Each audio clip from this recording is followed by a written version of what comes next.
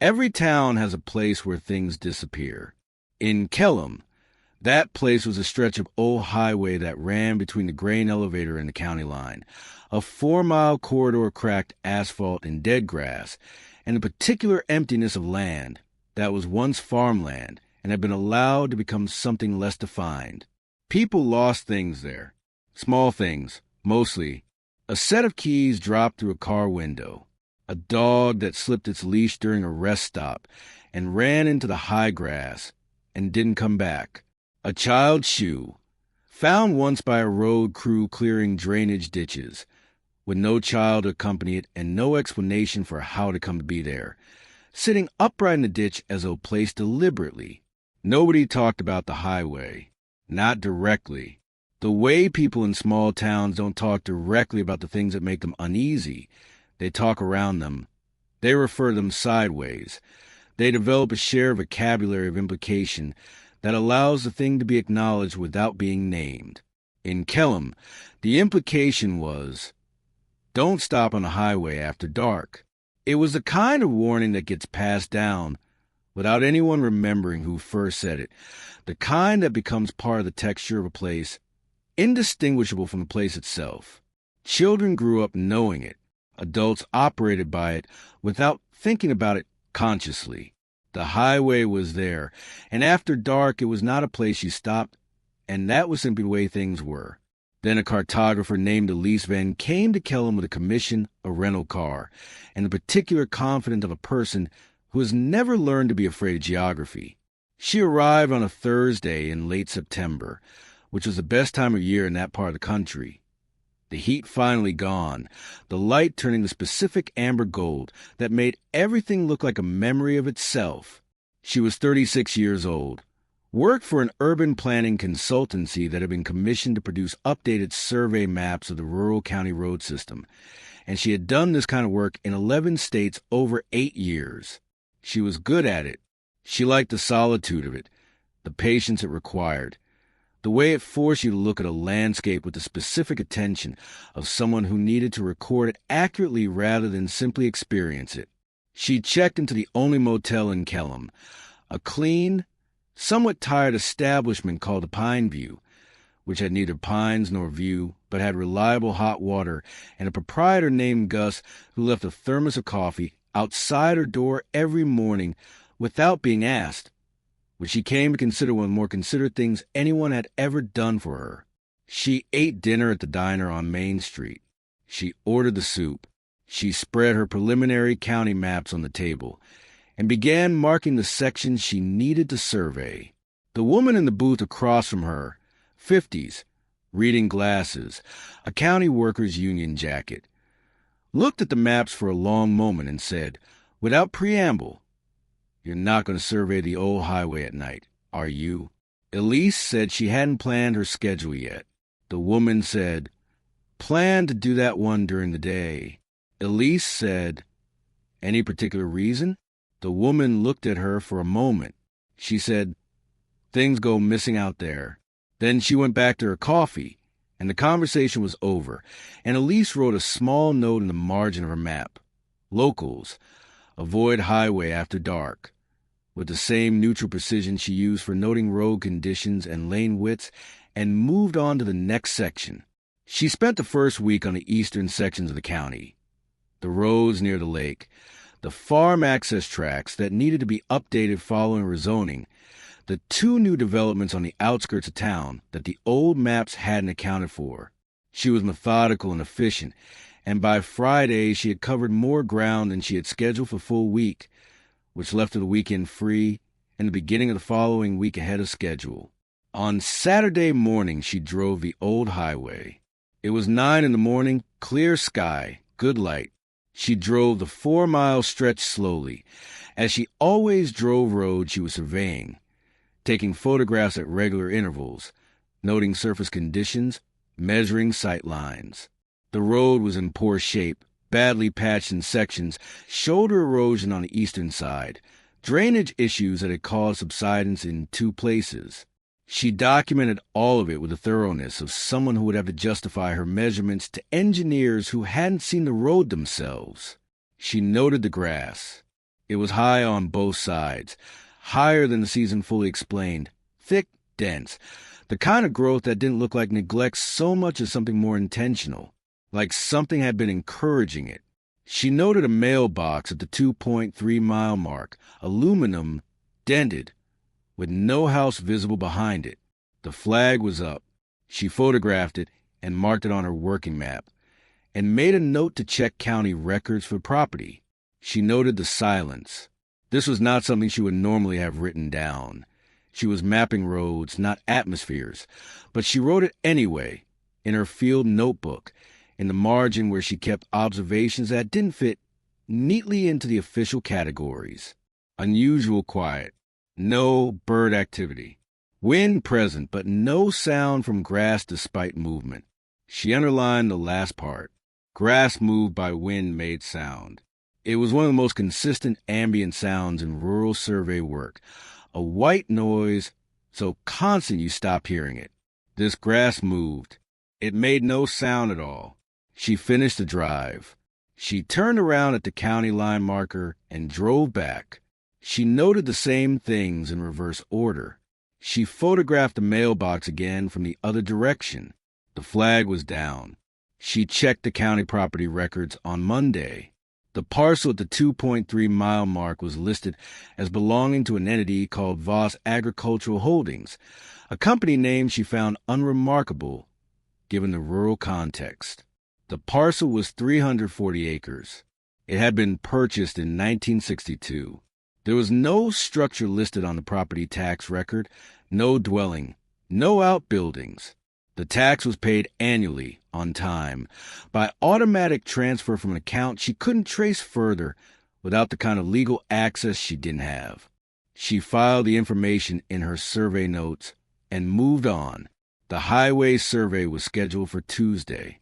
She planned to do the full measurement run, walking the shoulder with her equipment, taking elevation readings, measuring the drainage channels, photographing all the detail work that couldn't be captured from a moving car. It would take most of the day. She would need to start early. She told Gus at the Pine View where she was working that day, not because she had any particular reason for concern.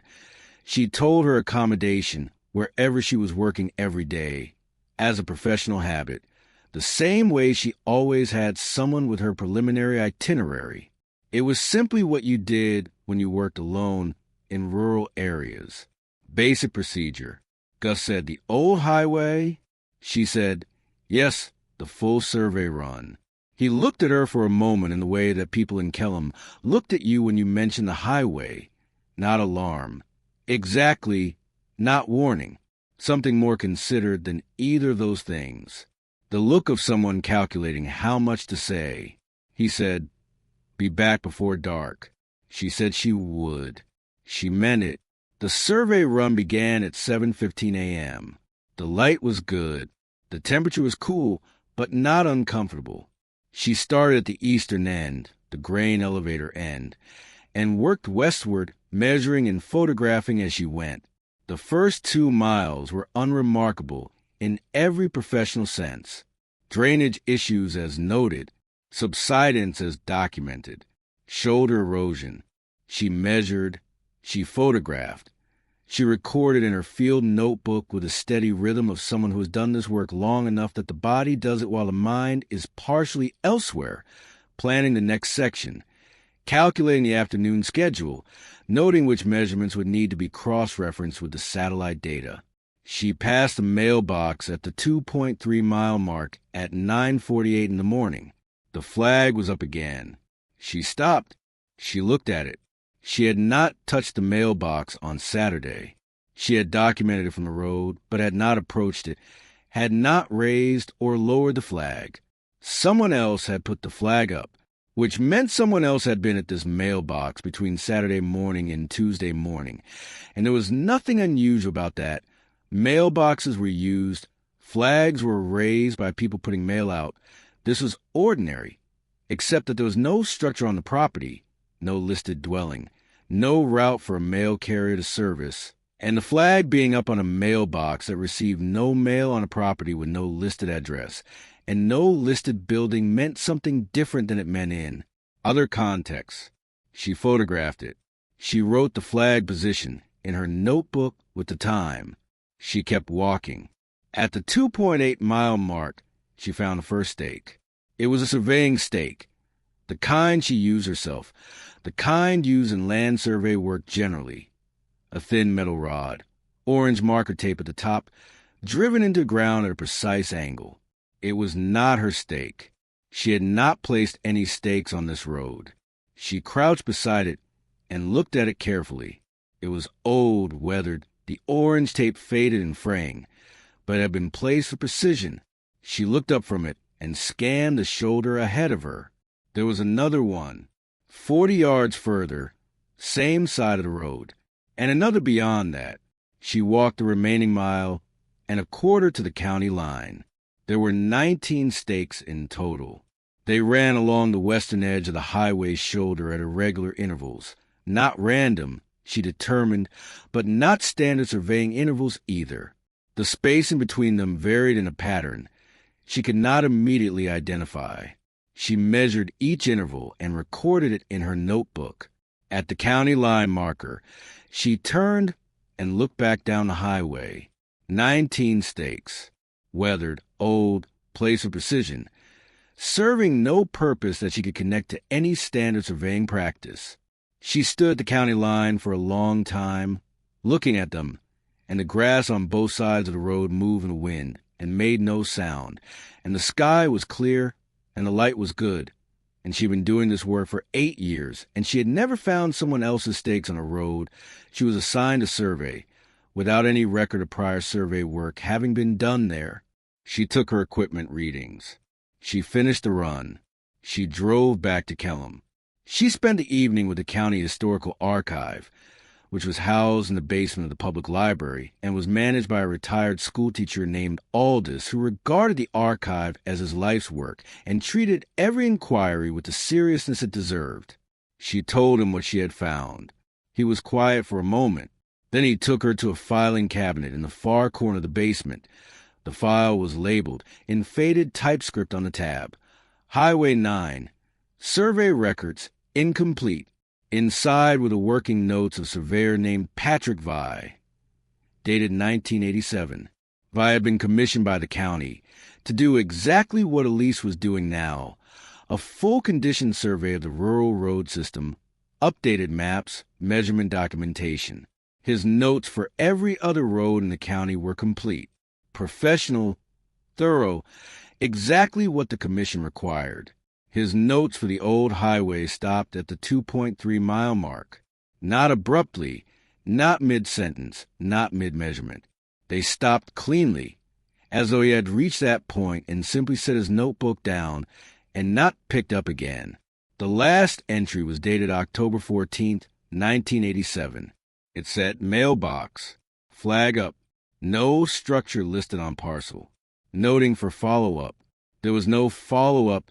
Patrick Vai had left Kellham on October 15th, 1987. He had not completed his commission. He had not invoiced for the work. He had not, as far as Aldous knew or the record showed, ever explained why. Elise looked at the notes for a long time. She said, "Was there ever a prior survey? Before 1987? Aldous said, "Yes, 1961. A man named Howell Crane. Also incomplete." He opened a second drawer. Crane's note stopped at the 2.1-mile mark. His last entry, unusual grass growth noted. No ambient sound despite wind conditions. Marking location for documentation. He had left 19 stakes. She sat in the library basement with both sets of notes spread before her, and she thought about the stakes, and she thought about the grass. And she thought about the mailbox, and she thought about the way that some problems, when you looked at them from the right angle, stopped looking like problems and started looking like patterns. 3 surveyors. 3 incomplete surveys. The same road. The same stopping point, within 0.2 of a mile each time. The same notations, the grass, the silence, the mailbox, and 19 stakes placed by Howell Crane in 1961, Still standing in 1987 when Patrick Vi walked past them and noted nothing unusual. Still standing now when Elise had found them, whether but precise, their intervals still exact. She measured the intervals again in her notebook. She had written them down, the distances between each stake. In feet, she laid them out in sequence. They were not surveying intervals. They were coordinates, latitude and longitude, encoded in the spacing. A surveyor's trick, a way of embedding location data in physical markers that would only be readable to someone who knew what they were looking at. She decoded them. They resolved to a single point, a location 340 meters north of the highway, inside the Voss Agricultural Holdings parcel. She stared at the number for a long time. Then she packed her notes into her bag, thanked Aldous, and drove back to Pineview. She did not sleep. At 4:30 in the morning she got up, made coffee from the thermos Gus had left, and sat at the small desk in her room with her laptop open and her field notebook beside it. And she thought about what a rational person did with set of coordinates encoded in 4-year-old surveying stakes on a road where 3 surveyors had stopped in almost exactly the same place and never come back to finish their work. A rational person did not go to those coordinates alone in the dark. She watched the sun come up. She went anyway. She parked at the highway shoulder at the 2.3-mile mark and walked north into the Voss parcel through the high grass. The grass was thick enough to resist her movement, thick enough that she had to push through it rather than walk, and it was cold from the night and wet with morning dew, and it soaked her boots and the lower half of her field trousers within the first 50 meters. It made no sound. She kept walking. She had her phone with GPS, the coordinates entered. She had her field notebook. She had the particular kind of focus calm that descends on some people when they have moved past the decision point, when the thing that frightened them has become less frightening than not knowing, and the fear has condensed from a large diffuse cloud into something small and specific and manageable. She was at 280 meters when she found the second set of stakes. These were different, newer. The orange tape still bright, the metal not yet weathered, driven into the ground with the same precision as the highway stakes, but arranged differently. Not in a line, in a pattern. She stopped and looked at the pattern, and her mind did the thing it did with maps. It rotated and rescaled and oriented and compared, and after a moment she understood what she was looking at. The stakes were arranged in the shape of the road. The highway, rendered in miniature in the grass of the parcel. To scale, the 4-mile stretch encoded in perhaps 40 meters of careful placement. And at the 2.3-mile position in the miniature road, exactly where the mailbox stood on the actual highway, a single stake had been driven deeper than the others, and around it, pressed into the earth in a careful circle, were 19 small objects. She crouched down. Keys. A set of car keys, old enough that the rubber grip of the fob had cracked and hardened, and a dog tag, the kind attached to a collar, with a name she couldn't read in the morning light, and other things, small things, things that had the anonymous pathos of objects separated from context. A child's hair clip, blue enamel. A woman's watch, the crystal cracked. A wallet, empty, its leather darkened and stiff with time. Things that had gone missing.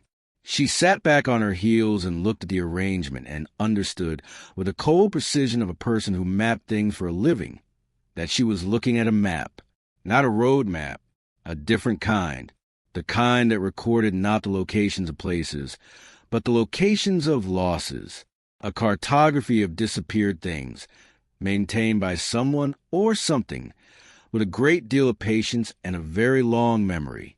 She photographed everything. She recorded everything. She did not touch anything. She was standing to leave when she noticed the newest stake. It was at the edge of the arrangement, slightly apart from the others, driven into the earth in the last week, the disturbed soil around it still dark and fresh, and at its base, placed with the same deliberate care as everything else in this place, a set of car keys. She recognized the rental company logo on the fob. She recognized the scratch on the key head, The specific gouge she had put there herself in a parking garage in a different state 6 months ago. They were her keys. She checked her jacket pocket. Her keys were there. She pulled them out and held them in one hand and looked at the ones on the ground, and they were identical in every detail. The scratch, the fob, the second key for the trunk. And she stood in the silent grass in the early morning with set her own keys in each hand, and the wind moved the grass around her, and the grass made no sound, and she understood completely and suddenly that the mapping was not a record of what had already been lost. It was a record of what was going to be. She walked back to the highway quickly, not running. She made a decision not to run, the same way she had made a decision to come here, with the particular stubbornness of someone who refuses to let fear make choices for them. But quickly, the grass pushed back against her. The silence was total and absolute and thick enough to press against the ears like water. She reached the highway. She reached her car. She got in and locked the door, and sat for a moment with the engine running, and both sets of keys on the passenger seat beside her. Then she drove to Kellham, and she walked into the Pine View, and she told Gus everything, and Gus listened without interrupting, which she would later think of as one of the better things a person had done for her in a difficult moment. When she finished, Gus said, "The others didn't come back to tell anyone what they found." She said, "I know." He said, "Patrick Vi, how old Crane? You know what they had in common?" She said, "They were surveyors." He said, "They worked alone." He said it quietly and without particular emphasis, but it settled in a room with the weight of something that had been true for a long time and was only now being said directly. She said, "It maps things before they happen." He said, "We don't know what it does. We know what the results are." She looked at the keys on the counter, between them, both sets. Her hands were steady, which surprised her. She said, "I have to go back. I have unfinished measurements." Gus said nothing. She said, "If I don't finish the survey, someone else will come. Another surveyor. Alone," he said, "and if you go back?" She thought about Howell Crane in 1961, placing 19 stakes, encoding coordinates, leaving a message for whoever came next. She thought about the patience that required. She thought about what he must have understood, standing in that grass, that made him choose to leave a record instead of simply leaving. She said, "He left me a map." Gus said, "Yes." She said, "So I'll leave one too." She spent the rest of that day writing, not survey notes. She wrote those too and completed them, and they were accurate and professional and would serve the County Road Commission's purposes without issue. But she also wrote something else, a complete account of everything she had found, the stakes, the coordinates, the arrangement in the grass, the keys, all of it, in the same precise language she used for everything, cross-referenced and documented, with photograph attached and the coordinates clearly marked. She left one copy with Aldous in the archive, filed in the drawer beside Patrick Vi's incomplete notes and Howell Crane's unfinished work. She left one copy with Gus at the Pine View. She mailed one copy to her office. She kept one copy. She drove the highway one more time that afternoon, in the good light, and she completed her measurements, and she did not stop at the 2.3-mile mark, and the flag on the mailbox was down, and she noted this in her field notebook without further comment.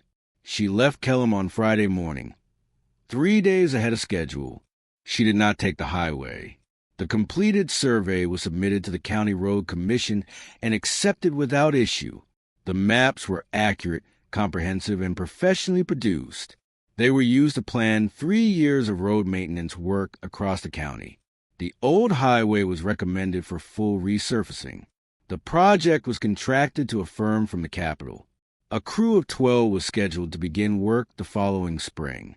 The crew's project manager, a practical woman named Sarah Bowl who had managed road construction projects for 15 years, received 3 weeks before the project start date an envelope postmarked from a city 2 states away. Inside was a set of survey notes and photographs, a hand-drawn map, and a single page of handwritten instructions that began, Before you send anyone onto this road, read this completely. If you choose not to, send the largest crew you can. Do not send anyone alone. Do not stop at the 2.3-mile mark. Check the mailbox flag every morning before work begins. If the flag is up, do not start work that day. I am a cartographer.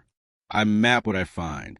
What I found on this road, I have documented as accurately as I can. Some places keep records of their own. This is one of them. I don't know what it wants. I know what it takes. Please be careful. It was signed with names Sarah Bowl didn't recognize. She read the notes twice. She looked at the photographs for a long time. She passed the envelope to her project manager supervisor, who passed it to the County Road Commission's legal office, who filed in the project documentation folder with a notation that described it as correspondence from prior survey contractor. Contents non-standard. File for completeness. Nobody read it again. The crew started work on a Monday in April. There were 12 of them. By Wednesday, there were 11. Nobody could account for where the 12th had gone. His truck was at the 2.3-mile mark, engine off, door open. His equipment was in the bed. His coffee thermos was on the seat, still warm. The mailbox flag was up. Elise Vann continued to work as a cartographer for many years. She never took a rural survey commission again. She taught map reading at university for a decade, and her students described her as precise, patient, and unusually thorough. The kind of instructor who insisted that a map was never just a representation of a place.